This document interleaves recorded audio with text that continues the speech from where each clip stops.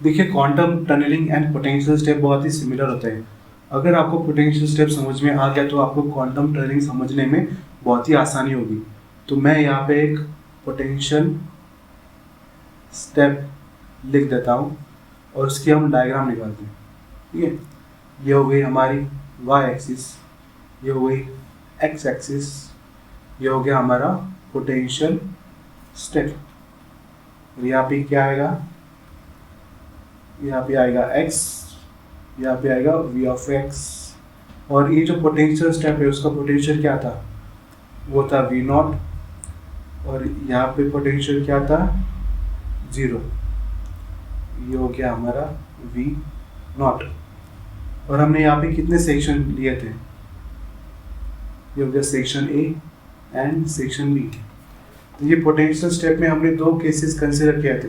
पहले केस में जो पार्टिकल की एनर्जी वो क्या थी, पोटेंशियल स्टेप से ज़्यादा थी, ये हो गया केस नंबर 1। और सेकेंड केस में हमने उस पार्टिकल की एनर्जी क्या ली थी, less than potential step. Correct. ये जो फर्स्ट केस था, फर्स्ट केस में पार्टिकल यहाँ था, और सेकेंड केस में जो पार्टिकल कहाँ पे था, यहाँ पे था। अब ये हो गया पोटेंशियल स्टेप।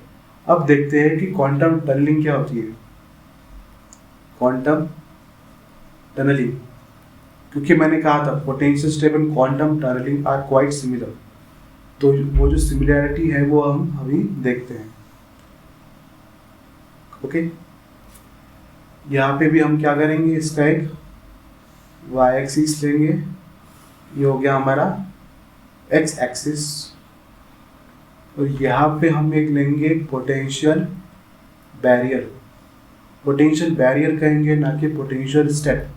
और इस पोटेंशियल स्टेप का क्या होगा, एक particular potential barrier, potential barrier का क्या होगा, एक पोटेंशियल हो गया, ये हो गया v नॉट, यहाँ पे हो जाएगा v नॉट, यहाँ पे हो जाएगा 0, और यहाँ पे भी क्या होगा, 0। पोटेंशियल स्टेप में हमने कितने सेक्शन लिए थे, सेक्शन ए और सेक्शन बी। क्वांटम टनलिंग में हम कितने सेक्शन लेंगे, section A, section B and section C. यहाँ पे ये v ऑफ x हो गया एंड x। ओके, और जो पोटेंशियल स्टेप है उसमें हमने दो केसेस कंसिडर की थी। क्वांटम टनलिंग में भी हम दो केसेस कंसिडर करेंगे। पहली केस होगी जब पार्टिकल की जो एनर्जी है वो क्या होगी, इस पोटेंशियल बैरियर से ज़्यादा होगी। और जो सेकेंड केस होगा हमारा, इन पार्टिकल की एनर्जी क्या होगी, इस पोटेंशियल बैरियर से कम होगी। तो इस केस में जो पार्टिकल कहाँ पे होगा, यहाँ पे होगा, और इस केस में वो पार्टिकल कहाँ पे होगा, यहाँ पे होगा। ये हो गया इसका v नॉट। ओके, तो आप जो सिमिलरिटीज देख सकते हैं, अगर आपको पोटेंशियल स्टेप समझ में आ गया then it's very easy to understand quantum tunneling. तो सबसे पहले हम ये जो केस 1 है वो कंसिडर करेंगे, when the particle's energy is greater then this barrier. और हाँ, ये जो बैरियर है इसकी एक विड्थ है, वेयर एज इसकी कोई विड्थ थी नहीं। ये जो पोटेंशियल स्टेप था यहाँ क्या हो रहा था, एक्सटेंड हो रहा था, वेयर एज इसकी क्या एक विड्थ है, वो क्या है, x। Okay, so now let's consider this case 1। अब हम क्वांटम टनलिंग में जो फर्स्ट केस कंसीडर करेंगे, ये होगी हमारी case 1, where the particle's energy is greater than potential barrier. अब मैं उसकी डायग्राम निकाल देता हूँ। ये हो गई हमारी y एक्सिस, ये हो गई हमारी x एक्सिस, और ये हो गया हमारा पोटेंशियल बैरियर। और इस पोटेंशियल बैरियर का पोटेंशियल कितना है, v naught equal to v naught, यहाँ पे v of x equal to 0 and v of x equal to 0। And there are 3 sections, section A, section B and section C। ये हो गया इसका potential v naught. Okay, तो case 1 में क्या है, उस पार्टिकल की एनर्जी पोटेंशियल स्टेप से ज़्यादा है, तो पार्टिकल कहाँ पे आएगा, यहाँ पे आएगा। ठीक है, यहाँ पे है हमारा पार्टिकल। अब देखिए हम इसे अकॉर्डिंग टू क्लासिकल मैकेनिक्स समझने की कोशिश करते हैं। Okay, so let's write down according to classical mechanics. तो क्लासिकल मैकेनिक्स के हिसाब से यहाँ पे क्या होगा, तो देखिए यहाँ पे जो सेक्शन ए से सेक्शन बी की तरफ ये पार्टिकल जा रहा है, तो सेक्शन ए में इस पार्टिकल का क्या होगा, एक पर्टिकुलर मोमेंटम होगा, तो वो मोमेंटम होगा √2m e। ओके, तो ये जब पार्टिकल यहाँ से जाएगा, जाने के बाद ये सेक्शन बी में एंटर करेगा, एंटर करने के बाद इसका मोमेंटम चेंज हो जाएगा बिकॉज ऑफ दिस पोटेंशियल। तो पोटेंशियल सेकंड हो जाएगा √2m e माइनस v0, और इसी सेक्शन में ये पार्टिकल इसे ट्रैवल करेगा, एंड ट्रैवल करने के बाद it will enter in the third section. Section 3 में इसका अगेन जो पोटेंशियल है, सॉरी मोमेंटम है, वो क्या हो जाएगा, चेंज हो जाएगा। चेंज होने के बाद वो हो जाएगा 2me, एंड इस सेक्शन में एंटर करने के बाद उस पार्टिकल का क्या हो जाएगा, total transmission. Since this particle has enough energy, ये तीनों के तीनों सेक्शन में से पास करके टोटल ट्रांसमिशन हो जाएगा। अब ये हो गया अकॉर्डिंग टू क्लासिकल मैकेनिक्स। अब हम बात करते हैं कि क्वांटम मैकेनिकली हम क्या कह सकते हैं। ओके, तो मैं यहाँ पे नीचे लिख देता हूँ according to quantum mechanics. So according to quantum mechanics, देखिए अगर आपने मेरा पोटेंशियल स्टेप का वीडियो देखा है तो उस वक्त मैंने क्वांटम मैकेनिक्स में 2 स्क्वाडिंगर इक्वेशन लिखे थे, और 2 स्क्वाडिंगर इक्वेशन मैंने सेक्शन ए और सेक्शन बी के लिए लिखे थे, क्योंकि उस वक्त सेक्शन ए में एक psi1 फंक्शन था और सेक्शन 2 में psi1 function. But quantum mechanic के केस में there are 3 functions. psi1 section में ये एक फंक्शन है, बी सेक्शन में psi2 फंक्शन है, और सेक्शन 3 में psi3। तो 3 वेव फंक्शन होने की वजह से हम 3 डिफरेंशियल इक्वेशन निकालेंगे, और उन 3 डिफरेंशियल इक्वेशन की मदद से हम इन 3 वेव फंक्शन का जनरल सॉल्यूशन निकालेंगे। तो सबसे पहले मैं जनरल जो स्क्वाडिंगर इक्वेशन है वो मैं यहाँ पे लिख देता हूँ। स्क्वाडिंगर इक्वेशन होगा d2 1dx² प्लस k1², ये हो गया psi1 के लिए equal to 0, d2 dx² plus k2², ये हो गया psi2 फंक्शन, और जो तीसरे सेक्शन में जो psi3 फंक्शन है उसका होगा d2 dx² plus k1² psi3 equal to 0, where k1 क्या था हमारे पास, वो था 2me divide by h×2, and k2 था हमारा पास 2me minus v0 divided by h×2। Okay, तो हमारे पास 3 डिफरेंशियल इक्वेशंस हैं, और इन्हीं 3 डिफरेंशियल इक्वेशन का हमारे पास क्या होगा है, जनरल सॉल्यूशन। तो वो जो जनरल सॉल्यूशन है वो मैं यहाँ पे लिख देता हूँ।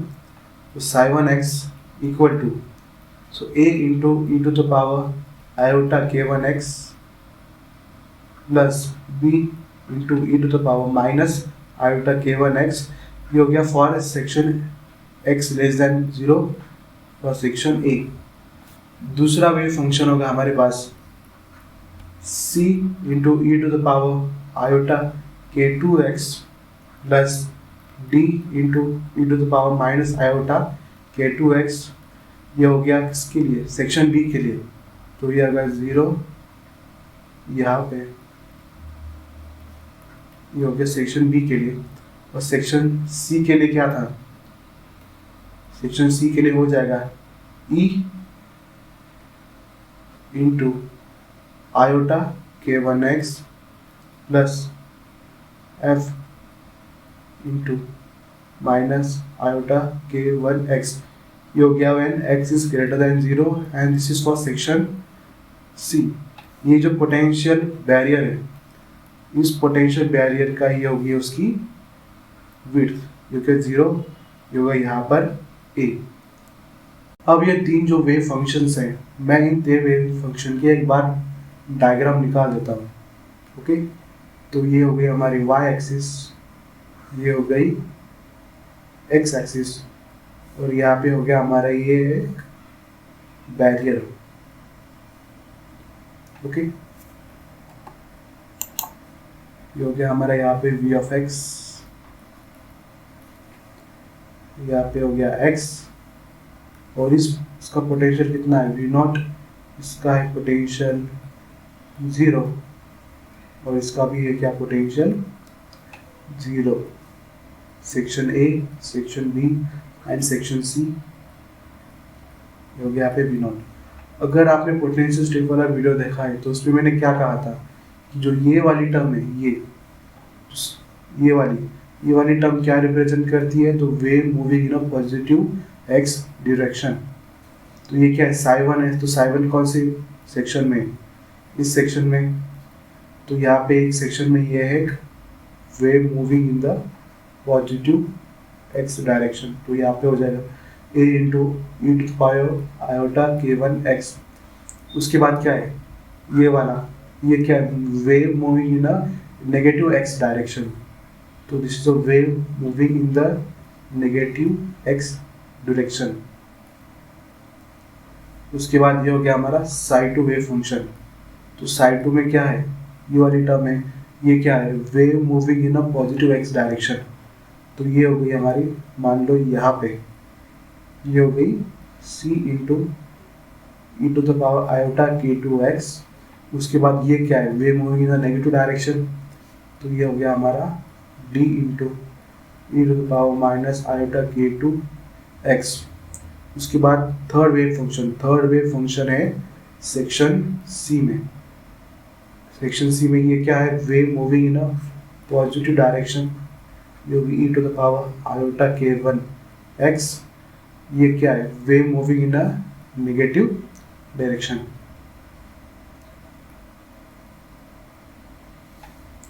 ओके, और यहाँ पे जो ये है, जो ये वाली टर्म है, कौन सी, ये वाली टर्म अगर हम लिखेंगे तो a into e to the power iota k1x, ये क्या हो गया हमारी इंसिडेंट वेव हो गई, क्या हो गई, इंसिडेंट वेव। उसके बाद ये वाली क्या हो गई, रिफ्लेक्टिव वेव, क्योंकि ये इंसिडेंट वेव जब इस पोटेंशियल बैरियर पे इंसिडेंट करती है तो उसका क्या होगा, आइदर ट्रांसमिशन होगा या फिर रिफ्लेक्शन।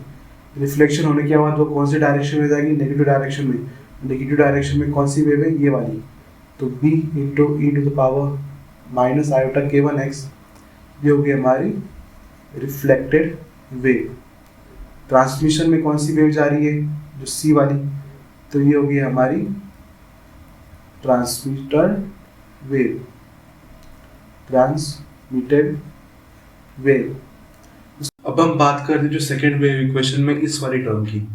तो ये टर्म मैं लिख देता हूँ d into e to the power minus iota k2x। अभी ये जो वेव है कौन सी डायरेक्शन मूव कर रही है, इन द नेगेटिव एक्स डायरेक्शन। अब नेगेटिव एक्स डायरेक्शन में क्यों मूव करती है, बिकॉज ऑफ द रिफ्लेक्शन। जब ये वाली वेव यहाँ पे इंसिडेंट करती है तो उसका क्या होगा, आइदर ट्रांसमिशन हो या फिर रिफ्लेक्शन। तो रिफ्लेक्शन होने के बाद वो कौन सी डायरेक्शन मूव करेगी, इस डायरेक्शन में, और इस डायरेक्शन में कौन सी वेव है, ये। तो ये हो गई हमारी रिफ्लेक्टेड वेव।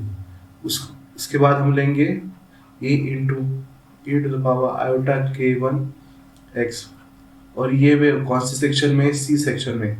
और सी सेक्शन में ये वेव कौन सी डायरेक्शन में ट्रैवल कर रही है, इन द पॉजिटिव एक्स डायरेक्शन। तो ये हो गई हमारी ट्रांसमिटेड वेव, क्योंकि ये ट्रांसमिटेड कहाँ से होगी, from section A to section B. तो ये सब होने के बाद अब हम लास्ट में देखते हैं ये वाली टर्म। अगर आप ध्यान से देखोगे ये वाली टर्म कौन सी डायरेक्शन मूव कर रही है, एक्स डायरेक्शन में, नेगेटिव एक्स डायरेक्शन में। और नेगेटिव एक्स डायरेक्शन में कोई भी वैक्यूम मूव करती है because of the reflection, but in this case there is nothing in front of this to reflect from. तो ये वाली पूरी टर्म क्या हो जाएंगी, 0। तो उसके बाद जो नए वेव इक्वेशन बन जाएंगे वो क्या होंगे, psi1 equal to a into e to power iota k1x plus b into e to power minus iota k1x। ये हो गया हमारा for section A. psi2x equal to c into iota k2x plus d into e to power minus iota k two x. ये हो गया section B के लिए। Okay, उसके बाद थर्ड वेव इक्वेशन हो गई हमारी e into e to power iota k one x, और यहाँ पे f की टर्म आएगी नहीं क्योंकि वो हो गई हमारी 0, और ये हो गया हमारा फॉर थर्ड सेक्शन के लिए। तो इसको equation number 1, equation number 2 and this is equation number 3। अगर आपने मेरी पोटेंशियल स्टेप वाली वीडियो देखी है तो उसमें मैंने ये जो कांस्टेंट है बी सी डी और ई वो कैसे निकाले थे, with the help of boundary conditions. तो अब हम यहाँ पे बाउंड्री कंडीशंस अप्लाई करेंगे। बाउंड्री कंडीशंस,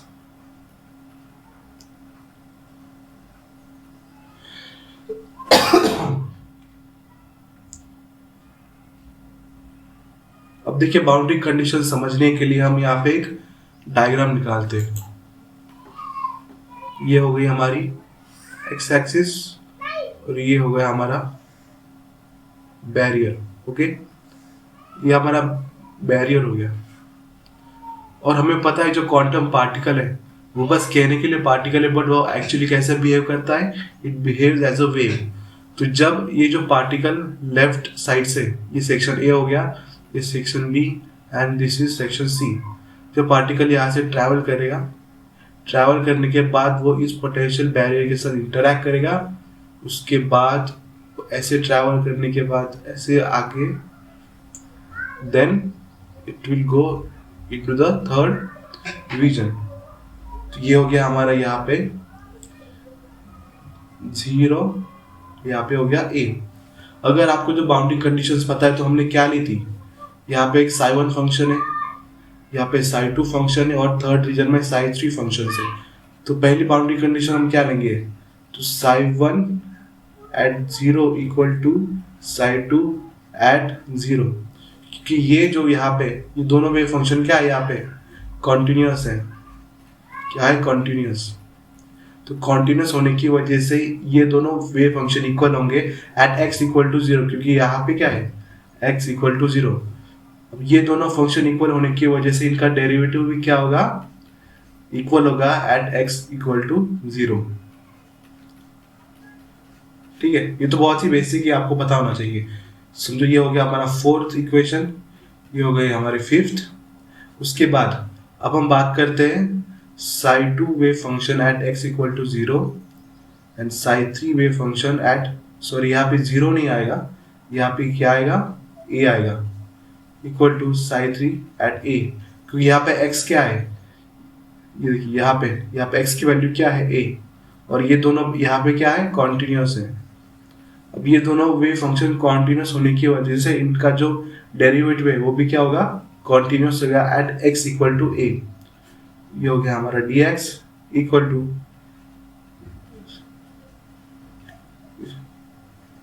ओके, ये हो गया हमारी इक्वेशन नंबर 6, और ये हो गया हमारा इक्वेशन नंबर 7। तो ये जो सारी चार कंडीशंस है, ये चार कंडीशंस आप इक्वेशन नंबर 1, 2 एंड 3 इन तीनों इक्वेशन में लगा दीजिए। तो उसकी वजह से हमें क्या मिलेंगे, 4 इक्वेशंस मिलेंगे। तो 4 इक्वेशन मैं यहाँ पे लिख देता हूँ।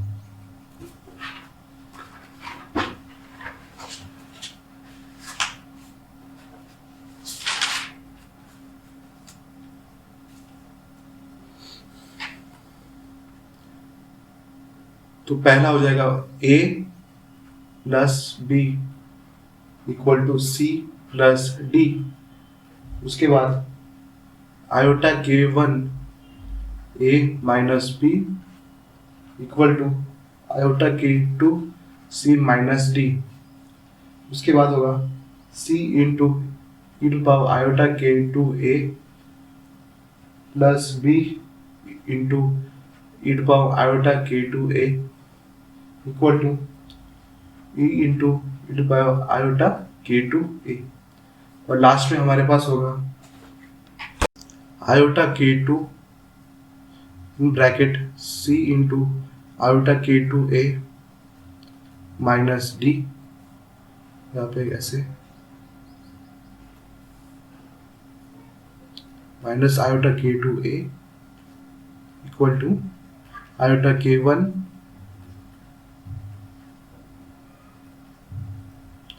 तो ये हमारे 4 इक्वेशन आ गए जब हमने ये बाउंड्री कंडीशंस इन 3 वेव फंक्शन पे अप्लाई की। तो इसके बाद हम क्या करेंगे, हम b निकालेंगे, c निकालेंगे, d निकालेंगे, जो कांस्टेंट है वो निकालेंगे।